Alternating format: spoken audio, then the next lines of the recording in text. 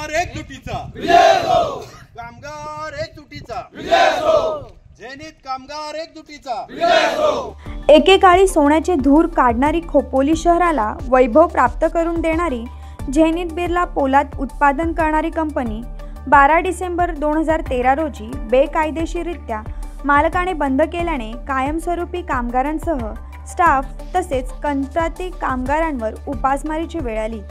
कामगारांनी हिंद किसान कामगार संघटनेच्या माध्यमातून न्यायालयीन लढा सुरू ठेवल्याने अखेर 9 वर्षाच्या प्रतीक्षेनंतर न्यायालयाने कामगारांच्या बाजूने निकाल दिल्याने 1 ऑक्टोबर रोजी कामगारांनी एकत्र येत जल्लोष करीत फटाके वाजवले व पेढे भरून आनंद व्यक्त केला आहे। खोपोली शहरात सन 1960 ते 62च्या दरम्यान बिर्ला समूहाच्या झेनिथ स्टील हा पाईप उत्पादन करणारा कारखाना उभारला गेल्याने अनेकांना रोजगार उपलब्ध झाला। उत्पादनात कायम प्रगतीपथावर असणारा कारखाना डिसेंबर 2013 मध्ये मालक व व्यवस्थापनेने बेकायदेशीररित्या बंद केल्याने असंख्य कामगारांवर उपासमारीची वेळ आली। तर या टाळेबंदीच्या कटकारस्थानात व्यवस्थापकांतील हितचिंतकच असल्याचा आरोप कामगारांनी प्रसिद्ध केलेल्या पत्रकारात केला होता। अनेकदा मंत्री महोदय व संबंधित कारखान्याशी निगडीत असलेल्या जबाबदार अधिकाऱ्यांबरोबर बैठका झाल्या, त्यावर तोडगा न काढता अधिक आडमुठे धोरण स्वीकारत कामगारांना वेठीस धरण्याचा प्रकार सुरू असल्याने कामगारांनी आरपारची लढाई सुरू केली होती। दिनांक 12 डिसेंबर 2013 पासून कारखान्याची बेकायदेशीर टाळेबंदी केली। तेव्हापासूनच सर्व पगार मिळावा, सेवानिवृत्त झालेले कामगार व स्टाफ कामगारांसह कंत्राटी कामगारांची कायद्याने मिळणारी देणी द्यावीत अशा मागण्या केल्या होत्या। मात्र यात कोणताही तोडगा निघाला नव्हता। त्यामुळे येथील कामगारांनी हिंद किसान कामगार संघटनेच्या माध्यमातून न्यायालयीन लढा सुरूच ठेवल्याने अखेर 9 वर्षाच्या प्रतीक्षेनंतर न्यायालयाने कामगारांच्या बाजूने निकाल दिल्याने 1 ऑक्टोबर रोजी कामगारांनी एकत्र येऊन जल्लोष करीत फटाके वाजवले व पेढे भरून आनंद व्यक्त केला।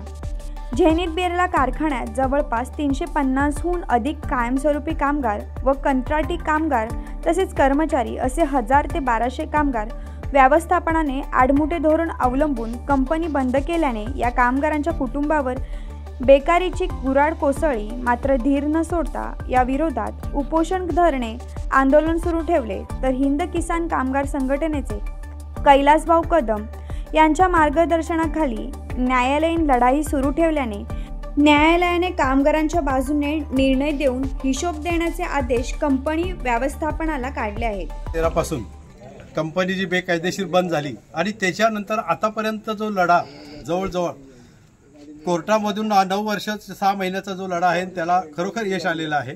कामगार आमचे त्या टायमाला 200 ते 250 कामगार होते, परमनंट कामगार आणि कॉन्ट्रॅक्टचे 350 कामगार होते। त्यांना आणि स्टाफचे पण होते, स्टाफचे जवळजवळ 100च्या आसपास होते। असे सर्व कामगार पूर्णपणे लढा आम्ही मलबार हिलला बिर्ला हाऊसला मलबार हिलला आम्ही जवळ 3 मोर्चे काढले। पूर्णपणे पावसामध्ये आमचा पूर्ण झेनिथ परिवार लहान मुलांपासून लेडीज महिला वगैरे सगळ्या। त्याच्यानंतर आम्ही डालामल हाऊस आमचं हेड ऑफिस आहे तिथं सुद्धा 2-3 मोर्चे काढले, पण आम्हाला तिथं कुठे न्याय मिळाला नाही। नंतर आम्ही हिंद कामगार संघटनेच्या माध्यमातून आझाद मैदान येथे 3 वर्ष उपोषणाला आम्ही बसलो। तिथंही कोणी शासनाने पण आमची दखल घेतली नाही, शासनाने काही दखल घेतली नाही आणि कोर्टाच्या माध्यमातून आमचा हा लढा चालूच होता।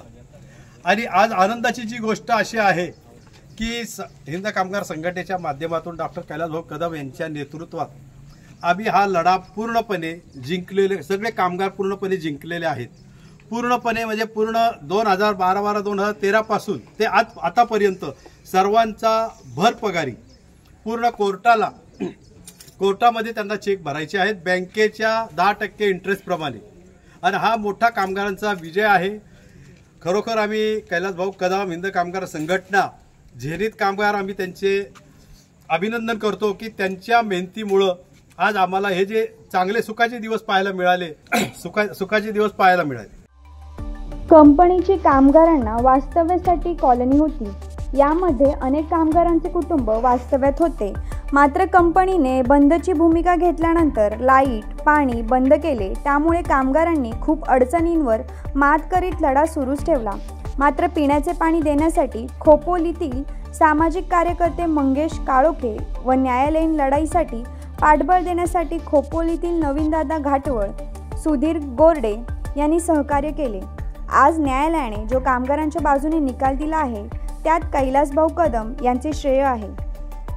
Bureau report, news 46 Raigad, Khopoli.